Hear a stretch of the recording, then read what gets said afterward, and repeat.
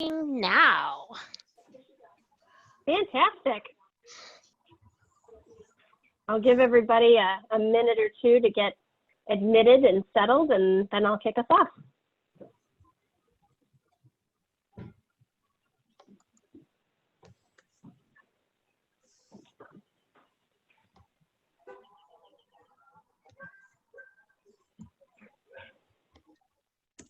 So welcome everyone to the very first inaugural Rad Women Workforce Development event. So we're all pretty excited to have everybody here, and I love seeing folks in the chat. We also have Q&A, so as we get started, feel free to use the chat for just comments and thoughts, and Q&A for any questions you have. I am going to get things started off. I am Allison Park. I am Program Manager for Workforce Development at Rad Women. And we also have here Blanca Leon Carter, who is our VP of Community Engagement. And again, we couldn't be more excited to be kicking this off. And I'm going to pass it over to Elizabeth Lamb of Computer Futures. And she's going to tell you about Breaking the Glass series that we're doing here. And Elizabeth, I got to thank you so much for doing all this work and putting this together. We are just too excited. So I'll let you take it from here, Elizabeth. Thank you. Thank you so much. Yeah, we are thrilled to be here. We have an amazing group of women joining us. It's going to be an excellent conversation. There's no way that you aren't going to walk away feeling inspired and learning a lot of new things. So thank you for joining us. My name is Elizabeth Lamb. I'm the Partnerships Manager for Breaking the Glass. For those of you who aren't familiar with our program, we are a women's career development and D&I initiative founded by the technical recruiters from Computer Futures. What started as a grassroots organization in Austin, Texas, is now a national program that partners with organizations like Visa, Charles Schwab, Walmart, Intel, and Women in Cable Tech. We develop personalized programming based on the goals of each organization. So for example, Rad Women said that we would want to talk about this topic. So we always look for all our partnerships to be a collaborative effort. If you're interested in getting involved with Breaking the Glass, seeing what else we have coming up on our agenda, we do a lot of public webinars. Feel free to contact me. I'll be chatting those in the link. Additionally, if you have an organization or a business that's looking to bring in some programming, I'm happy to talk to you.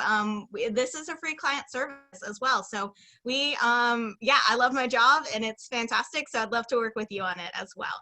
But I'm going to go ahead and, end the commercial break and pass this off to Stephanie Herrera, who is a Computer Futures VP.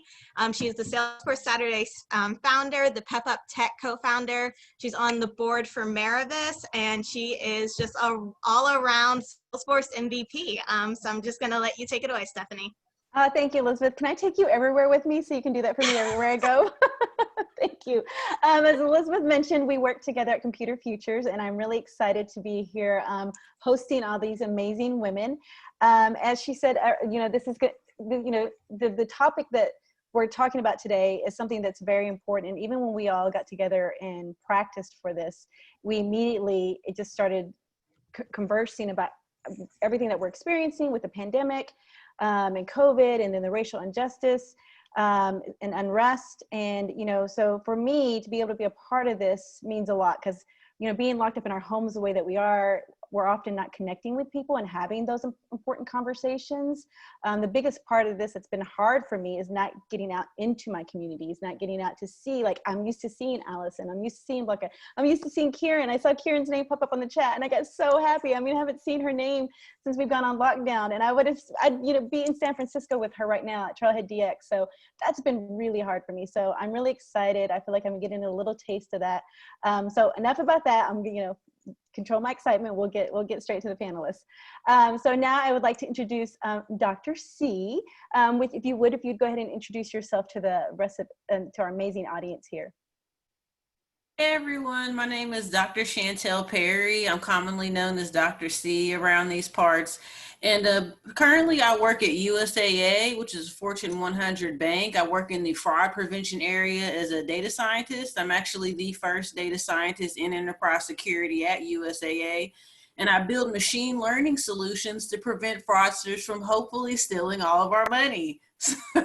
So I'm just here today to kind of get some advice on advocacy, self-advocacy and confidence. Thank you, Dr. C. And now we will move on to Paige. If you could do the same, introduce yourself to our audience. Sure. My name is Paige Niedringhouse, and I am currently a senior software engineer at the Home Depot.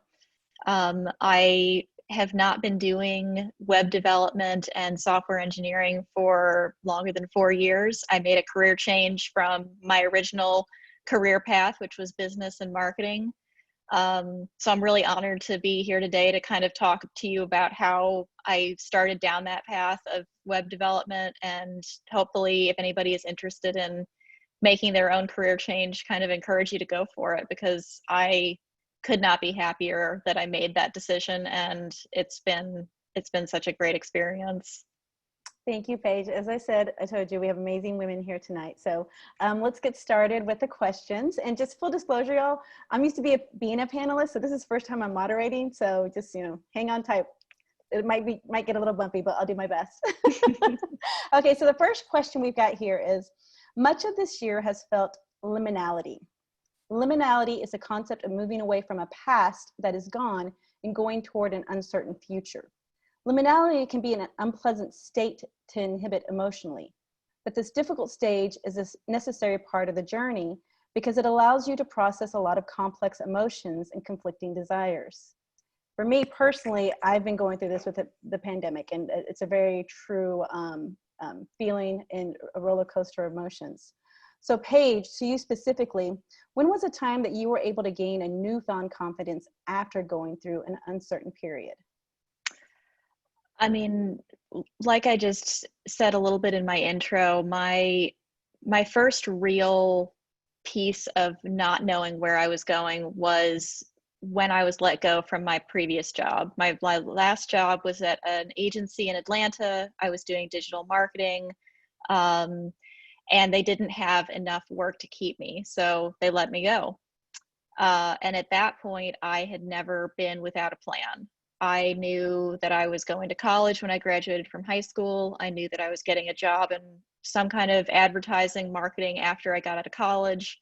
This was the first time that I really didn't know what the next step was. I could either try and get another job in marketing, or I could think about going to coding boot camp, which was kind of the other thing that I'd had in the back of my mind for probably 6 to 9 months before this all happened. So when that happened, it was really the biggest period of uncertainty that I could remember in my recent history. And really what I ended up doing was a ton of research. That's how I make any choice. So I talked to people who were developers. I talked to people who were in technology. I talked to people who had made similar decisions to go to boot camps like I was looking at in Atlanta.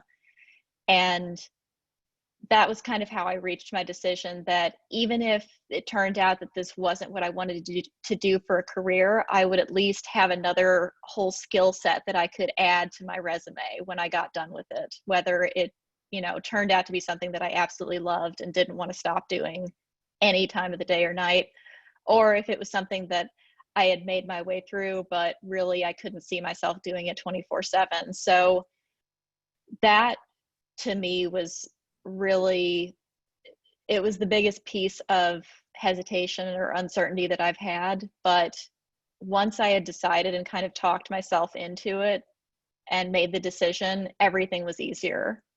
The biggest, the thing that I've read and heard more than anything is that it is so hard to be 99% into something, but holding that 1% back. When you just give it 100% and go for it, that's really when things start to happen and when you're going to make the progress that you want to.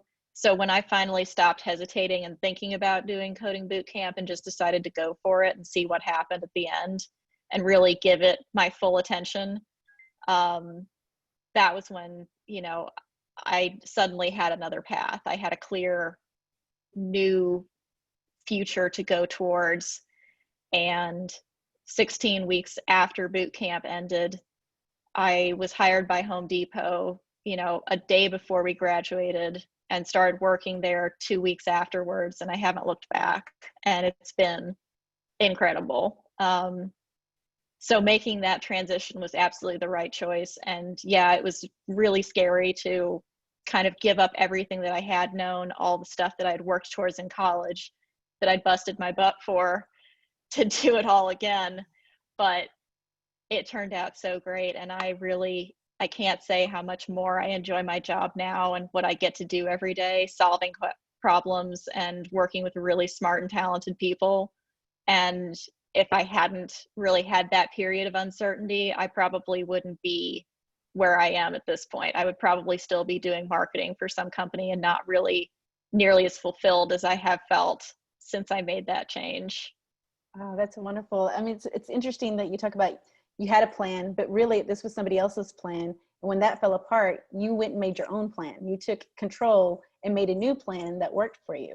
And I love it. I love the fact that you got hired the day before graduation. Maybe that'll happen to some of our students here in the graduating class, or our Rad Women's group. That would be amazing to see. Dr. C, do you want to add to that? Sorry, I'll take my thing off mute from here on out. I can actually piggyback a little bit off of Paige's experience. I got laid off back in 2016. And I used to work in higher education administration, doing more on the reporting analytics side. So my job didn't entail like having to deal with a lot of big data challenges and a lot of like software development solutions. And back when I got laid off, it was kind of one of those things where you're really scared, and you, at the same time, you kind of don't have much to lose. So you kind of can go for some of the different things that you want to go for. But I think one of the biggest challenges for me is it happened around the holidays when nobody was hiring. So it kind of seemed like, oh my God, I'm not going to get a job. And around February, I ended up having 3 different offers, and it got to the point where I had to make a choice of like kind of what I wanted to do. And one of the things that was interesting is that the offer that I ended up taking was probably the most unsure offer, because it was a contract position. And a lot of people, they kind of steer away from contract positions, but it was a contract position at a really good company. And, you know, going in and kind of being nervous about like, can I really prove myself? Is this job something I can really do? And kind of going in with that fear, and kind of working through that fear was something that was a little bit difficult for me at the time. But I think that being able to go in with that kind of unsureness and kind of pushing forth regardless of your doubts is a big deal, because a lot of times on the other side of that doubt and on the other side of that fear is a high probability of success. So I say that right now, while you're still in the position where you might be in the boot camp, and you may be scared to apply for that position, or maybe afraid to take that contract job or something like that, kind of think about what the best case scenario is, and think about some of the good things that could come out of that, and kind of let that drive your decisions forward, rather than being like, oh, I'm just not going to apply, I'm not good enough. Because we do that a lot, and we are good enough, and probably even better than what some people are expecting when we get into the door and actually start doing the work. Absolutely. I agree 100%. I did contract as well. And that's actually when I leveled up the most, was when I took a contract role. It's kind of like you feel like you have to prove yourself, you know, like I belong here, I deserve to be here. So it actually makes you work harder, which makes you better. So yeah, absolutely. The contract gig was my favorite. And when I really leveled up, and, you know, it also pays really good money too. So that's nice. It did. Okay, let's see here. So we will move on to our next question. Balancing the duality of managing our careers and living in 2020 is hard. Yes, it is. Our media and lives are consumed by the pandemic, a recession, and the BLM movement. It can be tempting to set your own goals aside. During this uncertain period, what have you done to identify your needs and goals and advocate for support from your family, friends, and colleagues? Dr. C, we'll start with you. Sure. What I want to say first about this is prioritize your own mental and physical and spiritual health first. A lot of times we tend, especially as women, we tend to be nurturers and put a lot of people ahead of us. Make sure that you're prioritizing your health first and your needs first. This is actually, even though there's a lot of things going on with COVID and the movement, this is a really big opportunity to come into the tech realm and be able to get a job in the tech arena. Everybody's kind of being forced online. So don't take your goals right now and put those to the side, because honestly, this is the best time to get into tech. And another thing is, diversity wise, we're right here on a pretty diverse panel. It looks like everybody's pretty into diversity. So this is a big time also for that too, to advocate for diversity and to become a part of these initiatives. So some of the things I've been doing is actually earlier this year, before all of this happened, I had decided to start up a nonprofit with some colleagues. And we already had a couple of diversity initiatives that we had planned on moving forward with. So honestly, this is probably one of the better times for us to go ahead and say, hey, you know, let's keep pushing forward with this initiative. People really need it right now. And one of the things I try to emphasize to people is this is one of the times where you kind of feel like, is it being insensitive for me to go out and apply or advertise or market? There's somebody out there who needs what you're offering. So definitely keep pushing forward with trying to get out there what you bring. Yeah, right. Exactly, yeah. Karen. Get out there with what you have and bring that to the forefront, because it is needed. And so speaking of that, tell us your nonprofit and what you do, so in case there's somebody here that could benefit or might know somebody who could benefit from your nonprofit. Sure. Right now, my nonprofit is called the CAP Foundation for Research and Technology. We currently have an initiative called Taking Over Tech, where we're spreading diversity awareness of different people in the tech field.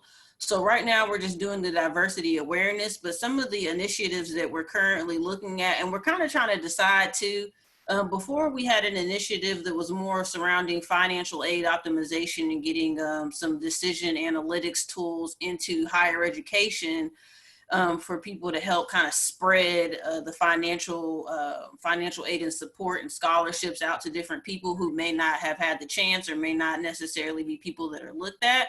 But now I think we're going to kind of switch our initiative over to kind of researching, what do effective diversity and inclusion programs really look like for different organizations, and how can they be implemented? So that's one of the things that we're working on currently. And we don't have a website right now because we're still getting a couple of different things set up, but we definitely are looking into more D&I initiatives that can help out with helping leaders make a positive impact on society currently. I would say that is definitely needed during this time. 100%, 100%. Paige, did you want to add to the question? Yeah, I can add a little bit. I haven't started a nonprofit or anything like that. So Dr. C is way ahead of me in that regard. But within the Home Depot, I mentor people. So there are some younger developers on my team. There is a developer on another team that's adjacent to mine. And when we have interns come in the summer or even during the year, I'm one of the people who helps guide them and give them advice and help them improve both their technical skills and their soft skills. So presentations with our managers and our director level people, advocating for themselves to kind of show the skills that they are learning or that they have built, and kind of showcase those. So it's, it is tempting to just kind of sit and wait and see what happens, which I know a lot of people, myself included, kind of did at the beginning of this pandemic. If you had a job and you were lucky enough to keep it, you probably held on to it like grim death and were not looking at all for other opportunities. But as we get further and further along, I have not seen a decrease, like Dr. C said, in the demand for people who have our sorts of skill sets at all. If anything, it is flipped, because they need the technology so much to be able to reach these people. So this is absolutely the time to double down on making your skills the best that they can be, talking about how you can use cloud technology, how you know how to manipulate databases, how you can help people connect with each other, because that's really what technology is about. It's about connecting people with others and, helping them get access to the things they need. So being a person who can help make that happen is such an invaluable skill at this point in time. Agreed. So, Now, it sounds like, Paige, you're doing a lot of supporting and advocating for others, but how are you getting support from your family and friends and colleagues to support you as you support others? I mean, I feel very lucky because I have a wonderful husband who is incredibly supportive of me. He and I got married actually right before I started doing my coding boot camp. So for the probably 6 months that I was unemployed, he supported us both on his salary. My parents have always been my biggest cheerleaders from the time that I was little. Whatever I set my mind to, they were behind me 110%. And the people that I work with, my colleagues, are amazing. I have one staff engineer on my team who I did my first coding interview with him when I came to the company, and he still is on my team today and has been a mentor to me, helping me go from a contract developer to a full-time software engineer at Home Depot, and then going from a software engineer to a senior, just giving me advice, sharing his experiences with me of how he kind of helped himself stand out from the crowd, and showing me or advising me on ways that I could do it as well. And I know that whenever the need arises, I can turn to him or pretty much any of the developers on my team. I trust them to have my back and be able to handle things. So That's good. you know, it's almost like a non-question for me. I know. That's good. Yeah, I feel very, very lucky for who I work with and who I've surrounded myself with. Good. That's good to hear. So a couple of different ways that you can advocate for yourself. For me, myself, as being someone who's single, I've learned that I've had to reach out to my friends, my tribes. Like I said, this pandemic flipped my life upside down. It was hard to figure out how to exist in this new world for me personally, virtually. So I was unfortunate. I've got a lot of girlfriends, a lot of, Danny Cohen, who works with me at Computer Futures, checks in on me constantly. I ran stairs. I started running stairs at my apartment because, can't use the gyms. And I started off at 15 minutes when we went on lockdown. And today I hit my goal. I've been running and I hit an hour. I run stairs for an hour. And that's how I deal with, this last 2 weeks have been hard. And there's some personal stuff that just not going well. And my therapy is running those stairs, and I hit the hour mark. And that just kind of helped me process and deal with everything that I'm trying to juggle and manage. So absolutely. So some great advice on how to get through this and juggle everything that, we as women set out to accomplish. So let's go on to the next question. It is, living in 2020 very much feels like living through a stretch opportunity. Everyone has entered unfamiliar territory that is challenging, and we're all going through uncomfortable changes. What human moments have you seen at work that you hope continue when we reach the new normal? How do you see these changes benefiting all women and minority groups? Dr. C, would you like to answer that one? Start with you. Sure. At first, I gotta be honest. When I was at work, I was kind of starting to wonder, like, are they really paying a ton of attention to what's going on? Because we tend to it seems like we work harder or something. Like there's more work and we're working faster. So nobody really addressed anything at first. But somebody actually recently reached out to me that they were starting up an analytics initiative where they're trying to get more diversity into analytics. And we also had a couple of people that passed away, and due to COVID, and some family members that had passed away due to COVID. So we, of course, I feel like that kind of brought us closer, and we talk about those types of things occurring, and just, coming together more as a team. So I really appreciate the human part about it, where everybody is kind of just making sure that we address other people, making sure that we're saying, hey, if such and such passed away, don't feel like you need to be here. Take some days off, take as long off you need. Great. I got your back. It's been a lot of people having each other's back, and I really appreciate that about that. I hope that we can continue to do, that more often, and not just during, the pandemic. So. I agree. So sorry that your team had to go through that, but it's good to have a silver lining that y'all were able to come together and support each other, and have that very real human moment. And it's unfortunate that, you know, it takes events like this for that to happen. And hopefully something that we'll take from this is that we won't wait for events like that to happen to connect on a human level. Right, I agree. Paige, did you want to add anything to it? Yeah, I've seen very similar to Dr. C on my smaller team. There have been a lot of touch points that we've started to institute because we're not in the same space anymore. Everybody's been social distancing since the middle of March.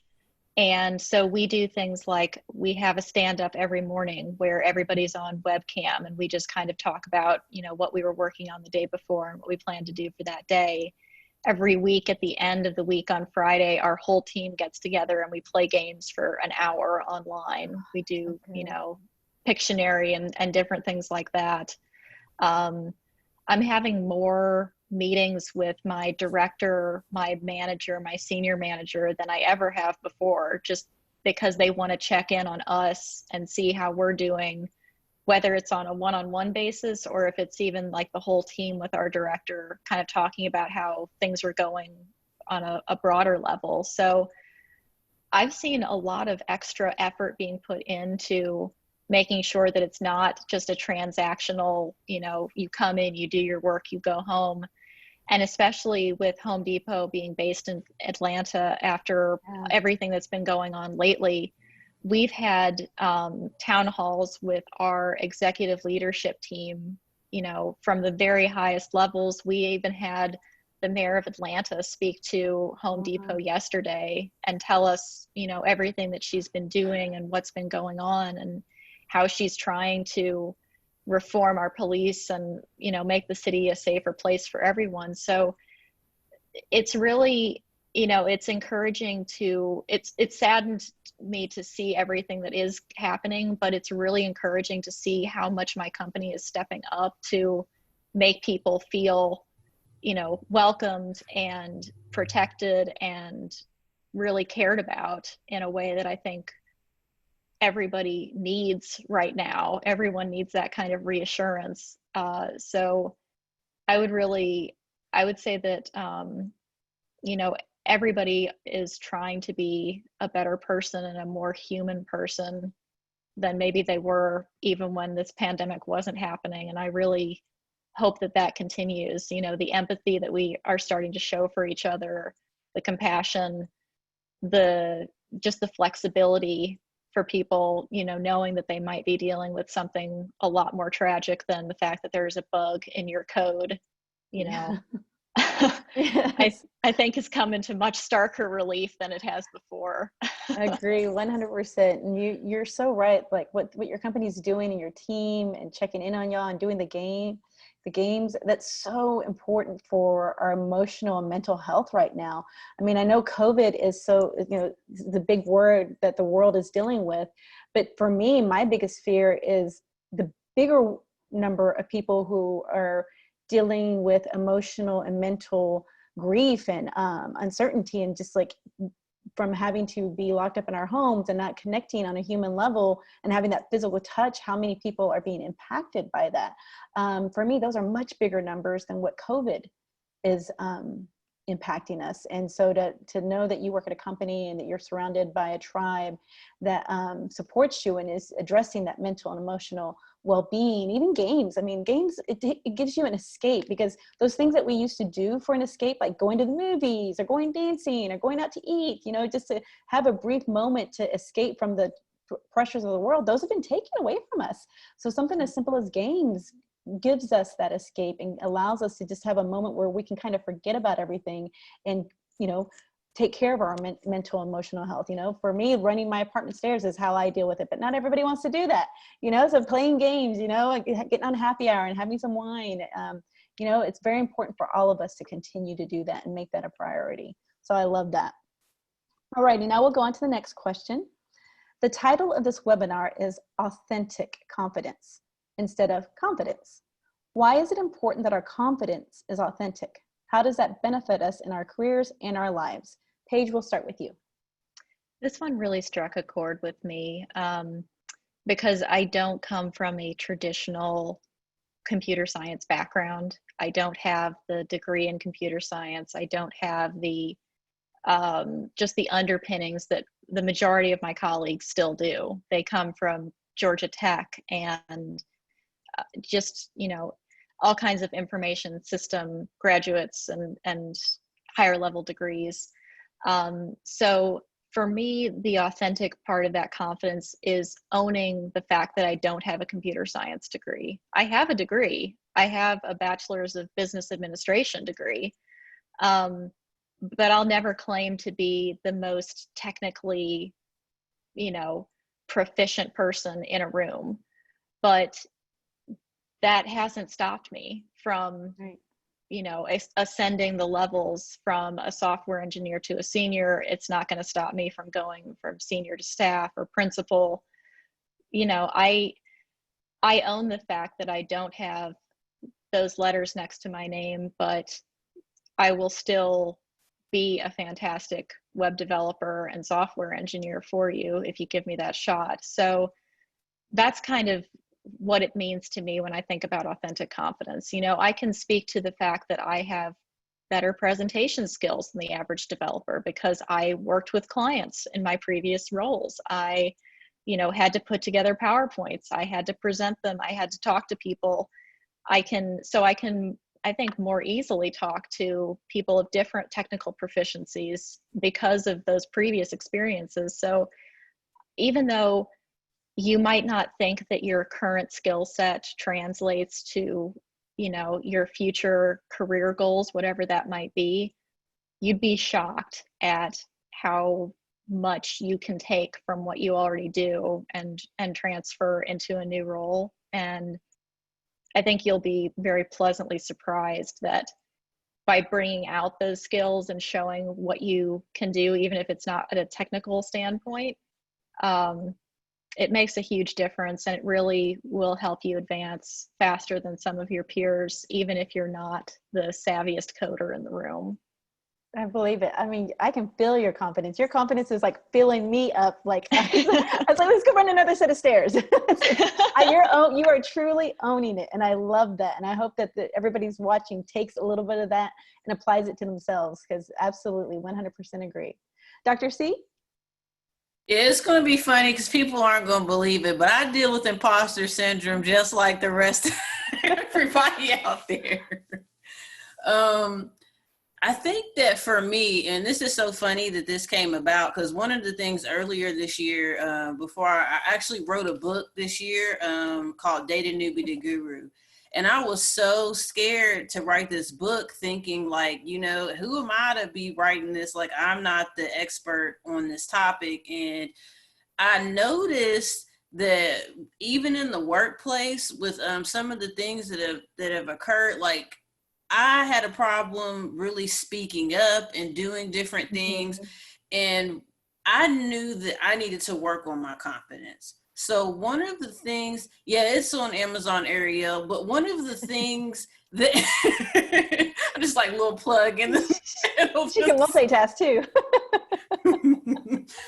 One of the things that I noticed was I'm one of those people, I got to do it scared, y'all. And that's the thing about me, is that I will go and do something scared, just hoping that it'll come out good on the other side. And I study confidence.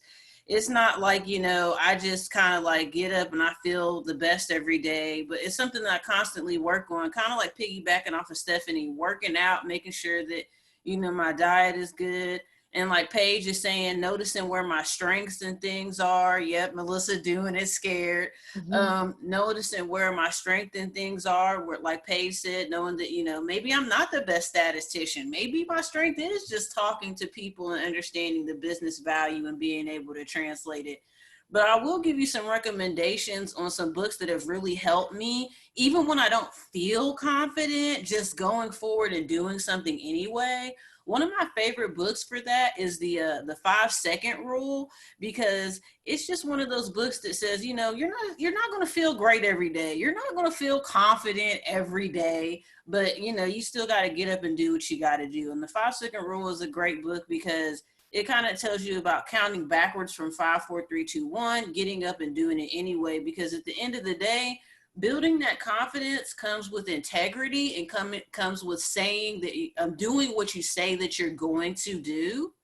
And so I think that even with doing it scared and then coming out better on the other side with learning new things or even having those successes, that will build authentic confidence for you.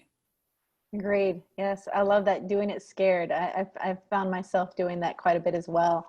And and sometimes you just got to lean on your circles and believe them when they tell you that Yes. you're amazing and that you can do this. You just got to believe.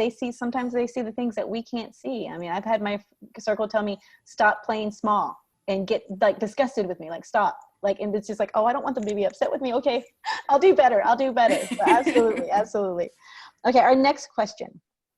So much of our audience is looking for a career change or to set themselves up for success for their next opportunity. How do you build a habit of self-advocacy so you're ready with the opportunity? Paige, we'll start with you.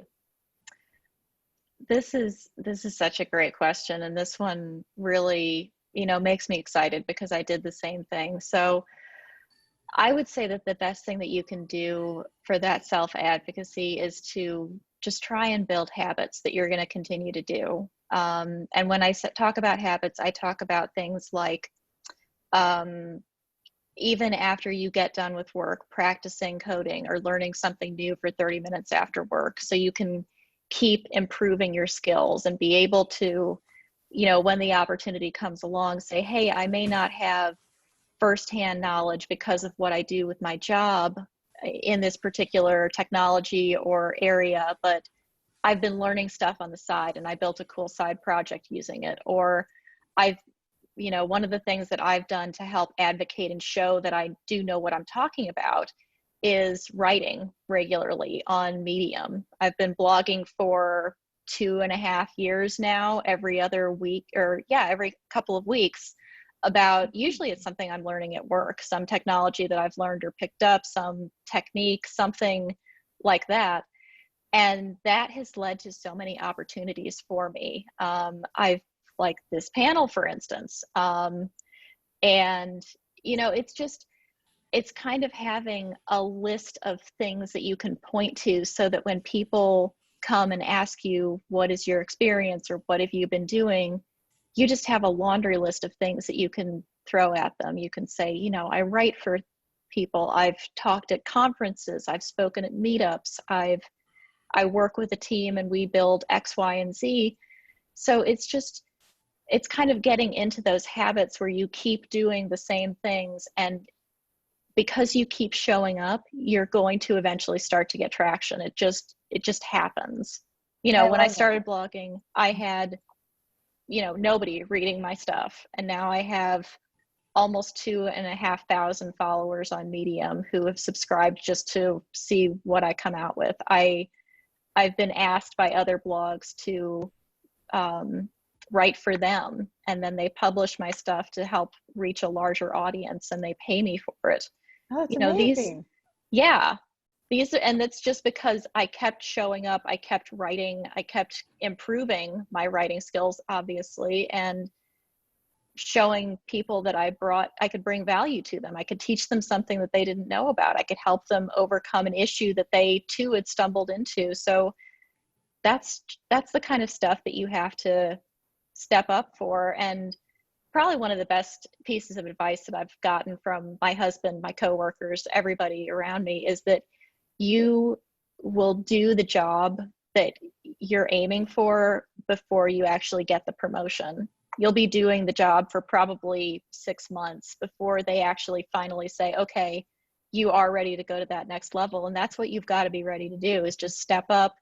Like Dr. C and Stephanie both said, get really uncomfortable, because that's how you're going to grow the most, and just keep raising your hand. Even if you don't do great the first time, that means that you'll do that much better the next time, because you won't get hung up on the same things. So it's really, you just got to keep pushing forward and keep doing it over and over again, no matter how uncomfortable you might feel at the moment.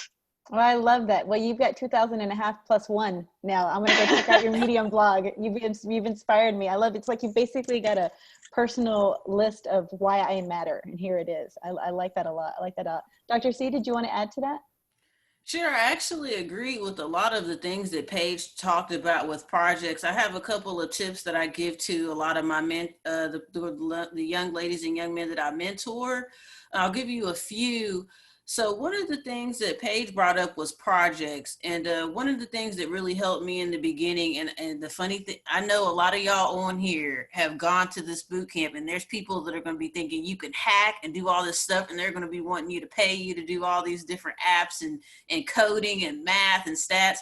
If you can do that type of work, even if there's like a tinge of doubt, go ahead and take it on. That was how I actually started my first consulting company, was through tutoring, and then like moving up into doing some of the different research and some of the different statistics and coding.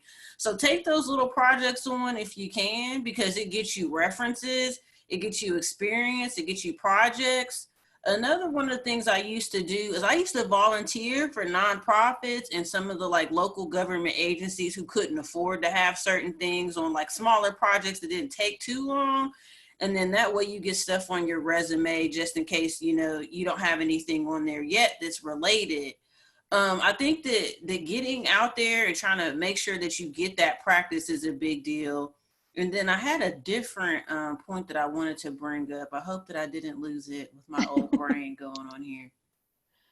Yeah, those were the two biggest points that I wanted to bring up. I think I might have lost what I was going to That's say okay. That last. happens to me all the time. If you remember it, just wave, and For we're gonna come back sure. to it. We'll come back to it. We'll come back to it.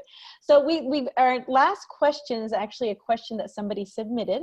So I'm going to read this. It says, how do you personally handle micro or macro aggressions at work without looking too emotional or too rude?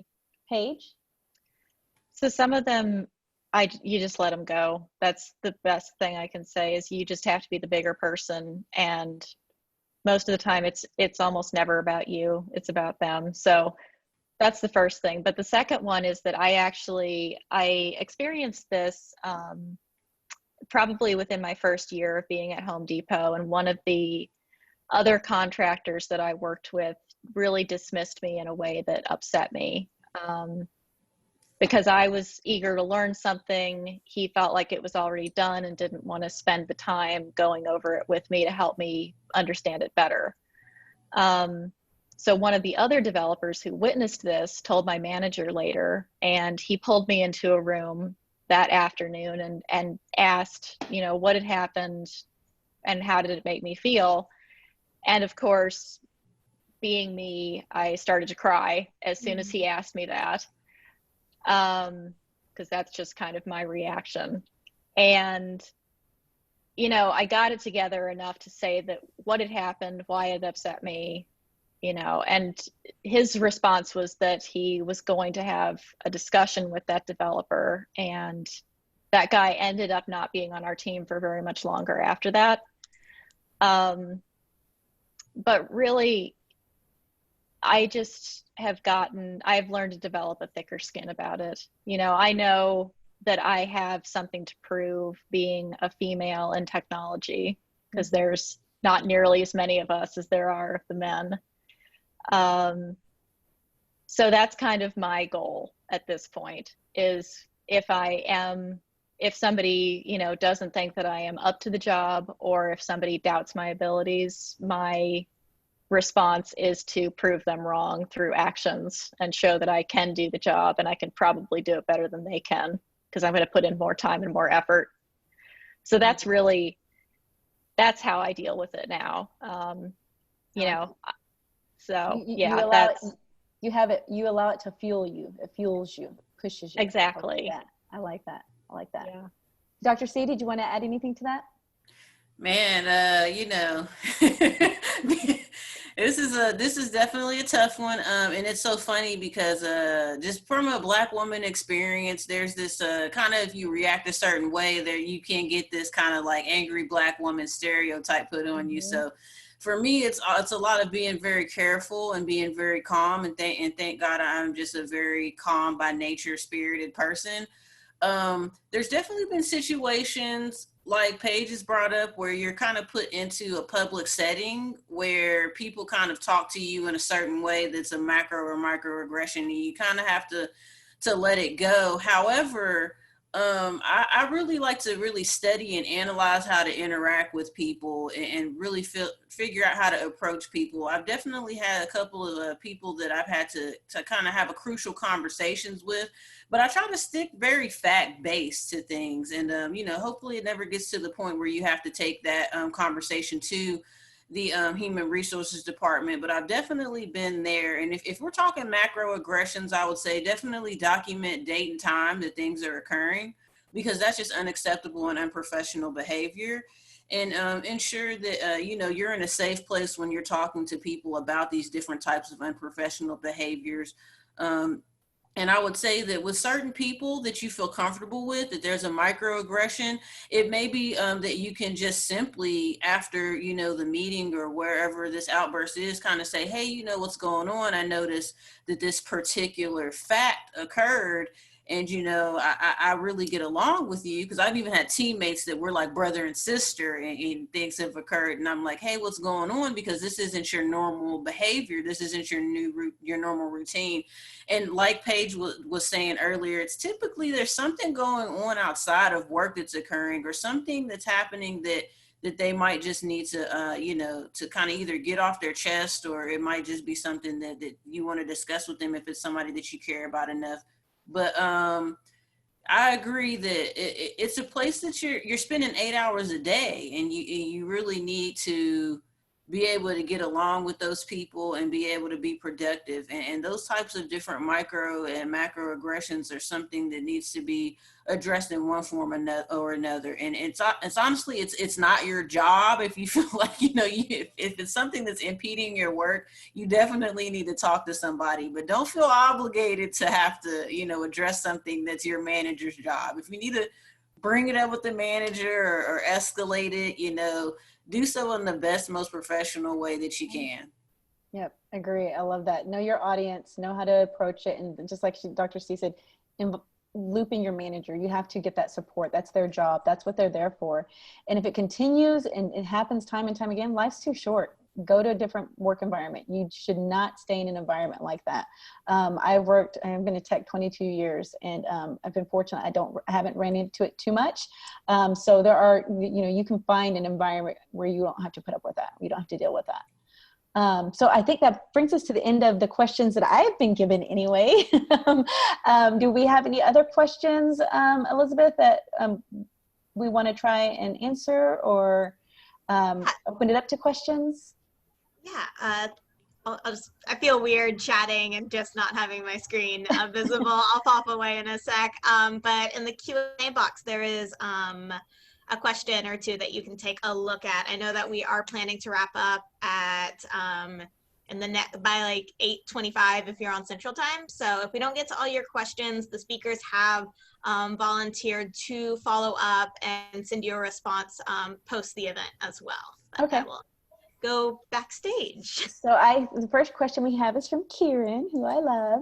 How did you approach your first technical interview before you had experience? Do either one of you want to take that one? Yeah, I'm really happy to. Practice. That's the first thing I can say. For developers in particular, there's a book that has become the Holy Bible called Cracking the Coding Interview. And a lot of us at boot camp bought it or had copies of it, and we would practice with each other after the day had ended. We'd go grab a room with a whiteboard and just talk about how we would approach these problems as if they were thrown at us with an interviewer. And one thing that was really helpful, and I don't know if all boot camps offer it, but mine did, was that they actually brought in a developer manager from Stack Overflow, I think it was, and he did mock interviews with us so that we could get a feel for it. And it was terrifying. It was absolutely the scariest thing, especially because I was maybe halfway through the boot camp at this point and really feeling the imposter syndrome, feeling just how much I didn't know. But he was super kind about it. He was really great, you know, watching us fumble, watching us try and figure it out, and kind of helping get us towards a finish line of some sort. So all I can say is just practice as much as you can. And if you get the opportunity to, apply and have a technical interview, even if it's a company that you're not really that interested in working for, take it, because that gives you all the experience, the real world questions, the real problems that somebody might throw at you. And you're only going to be better for the next time when that company that you really, really, really want to work for comes along and wants to give you an interview. Such a great point. I love all that. That was great advice, Paige. Let's go ahead and go on to the next question so we get both of these answered before we wrap up. So from Olga Loza, I believe, how do you find a mentor? Dr. C, do you want to take that one? Sure. Honestly, you just ask. You just ask people to be your mentor, and if they have time, then they'll mentor you.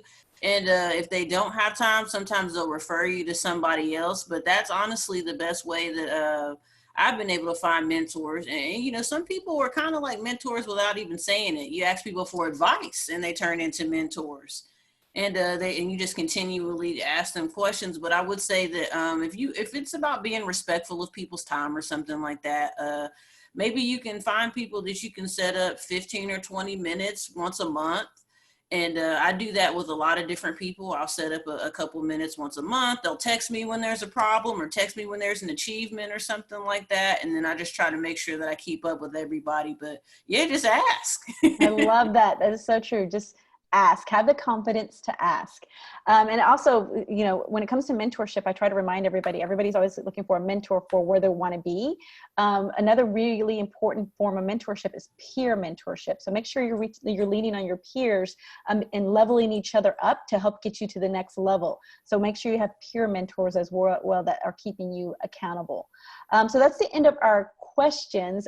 Before we wrap up, I want to share with everybody one of my favorite quotes that I think is perfect for this to wrap up what I have to say. It says, "Go confidently in the directions of your dreams. Live the life you have imagined," by Henry David Thoreau. And I just wanted to share that. He's one of my favorites, and that's one of my favorite quotes, and I thought it was perfect for this. So go confidently in the direction of your dreams.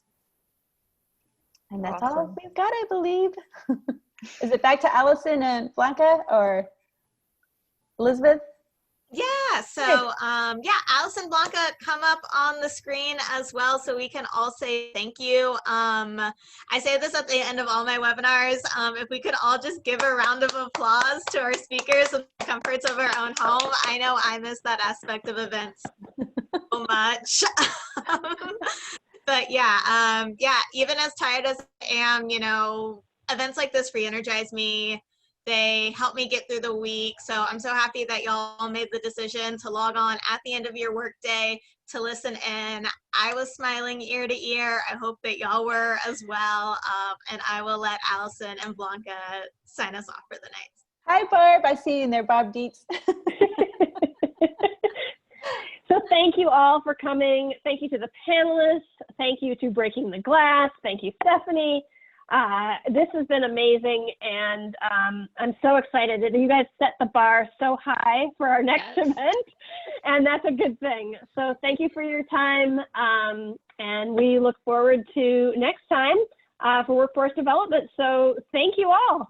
Thank you. And I just want to say, Elizabeth, by far, hats off, because this was just phenomenal. We really, really, really appreciate everything you did. Yeah. Amazing.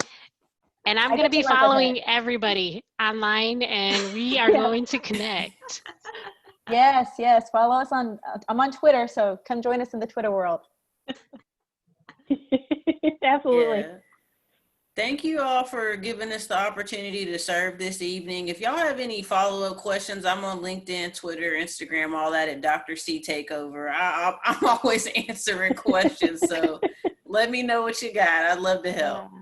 I love it. And I love that logo you have on the background on your monitor over there. I was like, I looked at it earlier and I'm like, yes, that's the confidence we all need. Take over the world, make change. One of my friends told me to do that. Make sure you got your friends that are telling you to do good stuff. Your tribe is so important. Mm-hmm. Thank you all. Thank you. Yes, thank you. Thank you. Thanks, y'all. Take care. Thanks. Bye.